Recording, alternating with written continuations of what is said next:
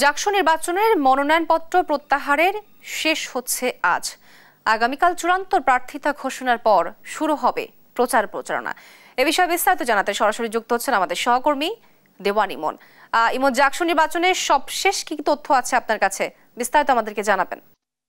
জাকসু জাহাঙ্গীরনগর বিশ্ববিদ্যালয় কেন্দ্রীয় শিক্ষার্থী সংসদ নির্বাচনে কিন্তু 276 জন মনোনয়নপত্র দাখিল করেছিলেন নির্বাচন কমিশন বরাবর।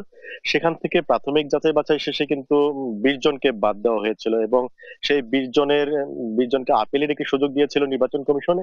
সেই আপিলের প্রেক্ষিতে 15টি মনোনয়নপত্র কিন্তু আপিলের রায় ঘোষণা করা হয় গতকালকে।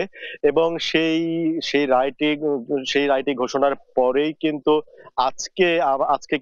আজকের দিন কিন্তু বিকেল 4টা পর্যন্ত কিন্তু মনোনয়ন যারা প্রত্যাহার করবেন সেটির সময় বেঁধে দিয়েছিল নির্বাচন কমিশন। এবং সেই সেই মনোনয়ন প্রত্যাহারের বিষয়টি আমাদেরকে দুপুর নাগাদ যেটি নির্বাচন কমিশন জানিয়েছিলেন যে 8 জন প্রার্থী মনোনয়নপত্র প্রত্যাহারের জন্য আবেদন করেছেন এবং কিছুক্ষণ বিকাল 4টা পর্যন্ত কিন্তু সেই মনোনয়ন প্রত্যাহারের বিষয়টিকে ক্লোজ করেছে এবং কিছুক্ষণের মধ্যে সংবাদ সম্মেলন করে কিন্তু আনুষ্ঠানিক কতজন প্রত্যাহার করলেন সেই বিষয়টি নির্বাচন কমিশন আমাদেরকে নিশ্চিত করবেন। তোয়া।